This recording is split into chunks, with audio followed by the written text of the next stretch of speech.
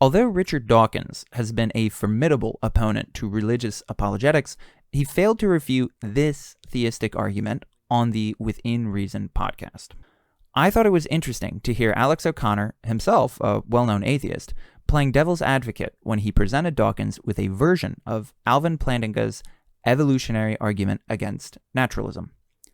Plantinga's argument has made great waves in the philosophy of religion, and although Dawkins was able to come up with two objections to the argument, neither of them definitively refuted Plantinga's claim. Plantinga points out that if we're a materialist, if we don't believe in the existence of a mind governing all of this, and everything evolves according to natural selection, well, what does natural selection select for? Survivability. Therefore, everything which evolves because it helps us to survive, including our minds, including our rationality. But what we're doing in assenting to the truth of natural selection is saying that the mechanism we use to believe in natural selection doesn't actually select for truth. It selects for survivability. We can't know that 2 + 2 = 4 is true, or if it's just that believing 2 + 2 = 4 is beneficial for our survival. When we say evolution is true, therefore our brain evolved for survivability, we've just undermined the truth aptness of the very process that we've used to believe in it. Alex accurately presents the main idea of this argument. If we assume that naturalism and evolution are true, then it is only through the unguided process of evolution that we have our cognitive faculties like reason, perception, and memory. The mechanism through which evolution proceeds is natural selection, meaning that only those organisms whose traits make them more fit to survive and reproduce pass on their genes to the next generation. So our cognitive faculties are only selected because they contribute to our survival and reproduction. Why does this matter? If our cognitive faculties are naturally selected neural structures and nothing more, then we have no good reason to think that those faculties produce true beliefs in us. At best, we can only conclude that they produce beliefs that are somehow aiding in our survival and reproduction. So, according to Plantinga, the probability that our cognitive faculties are reliable given naturalism and evolution is low. As he puts it, what reason is there for supposing that this belief content is true? There isn't any. The neurology causes adaptive behavior and also causes or determines belief content, but there's no reason to suppose that the belief content thus determined is true. All that's required for survival and fitness is that the neurology cause adaptive behavior. This neurology also determines belief content, but whether or not that content is true makes no difference to fitness. If naturalism and evolution are true, then the evolutionary naturalist has a defeater for their own belief in naturalism, since naturalism itself is supported by the believer's cognitive faculties. In other words, naturalism taken with evolution is a self-referentially incoherent set of beliefs.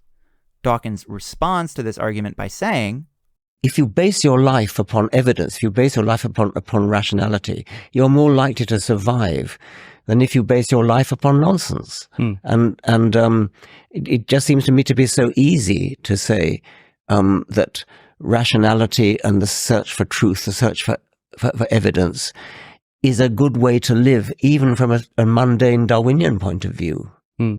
Isn't it obvious that true beliefs are required to perform fitness-enhancing actions? So wouldn't those be the ones that get selected? A frog with unreliable cognitive faculties wouldn't catch many flies, and gazelles with unreliable cognitive faculties wouldn't be able to run away from lions very well. If that were true, then natural selection would give us good reason to think that our cognitive faculties are reliable.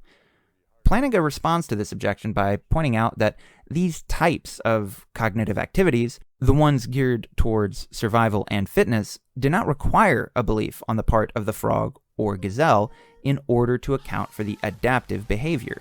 He notes, fleeing predators, finding food and mates, these things require cognitive devices that in some way track crucial features of the environment and are appropriately connected with muscles, but they do not require true belief or even belief at all. The long-term survival of organisms of a certain species certainly makes it likely that its members enjoy cognitive devices that are successful in tracking those features of the environment, indicators, as I've been calling them. Indicators, however, do not need to be or involve beliefs. In the human body, there are indicators for blood pressure, temperature, saline content, insulin levels, and much else. In these cases, neither the blood, nor its owner, nor anything else in the neighborhood ordinarily holds belief on the topic. The objector is therefore right in pointing out that fitness requires accurate indication, but nothing follows about reliability of belief. Alex responds to Dawkins in a slightly different way. He shows that true belief is not necessarily involved with fitness-enhancing adaptive behavior because sometimes those behaviors are associated with false beliefs. Dawkins agrees with this point, but doesn't seem to see the problem that it poses. Is it not conceivable that there could be things that we believe that are not true, but by believing them to be true actually make us more likely? Oh yes, I mean, there is some evidence for that. There's some evidence that having a somewhat inflated belief in your own ability is beneficial. The Darwinian advantage of self-deception, I think it's got to be pretty limited. So, if naturalism is true, and our cognitive faculties are generated through natural selection, which favors fitness, and if Plantinga has successfully shown that true beliefs are not required for cognitive faculties to produce fitness-enhancing adaptive behavior, then the probability of our beliefs being reliable is low. Dawkins doesn't agree with this conclusion. But why? Well, for him, isn't it just obvious that our faculties are reliable? We know that science works. I mean, we know that if you follow scientific principles, you can get to Pluto. And it works over and over and over again. Scientific predictions come out right. You can predict when eclipses will occur. It works. Dawkins claims that we know our cognitive faculties work because of their predictive value, which acts as evidence for these faculties. If our cognitive faculties didn't reliably produce true beliefs, how could we ever make correct predictions? Plantinga responds to this idea directly by asserting that we cannot use our cognitive faculties to acquire evidence for the reliability of those faculties, as this would constitute circular reasoning. So, for this section, R is going to stand for the reliability of our cognitive faculties. It isn't that someone who believed in naturalism and evolution wouldn't have enough evidence for R to believe it rationally. The fact is, I don't need evidence for R. That's a good thing, because it isn't possible to acquire evidence for R, at least if I have any doubts about it. For suppose I think up some argument for R, and on the basis of this argument, come to believe that R is indeed true.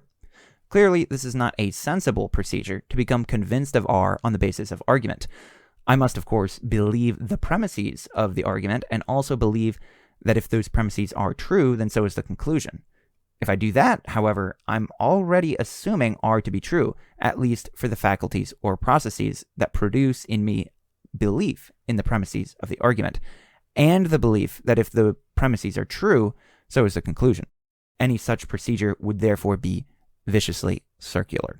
Dawkins' two main objections to Plantinga's arguments are that 1, cognitive faculties which produce true beliefs would be more fitness enhancing than those which produce untrue beliefs, and 2, that we have good evidence for believing that our cognitive faculties are reliable.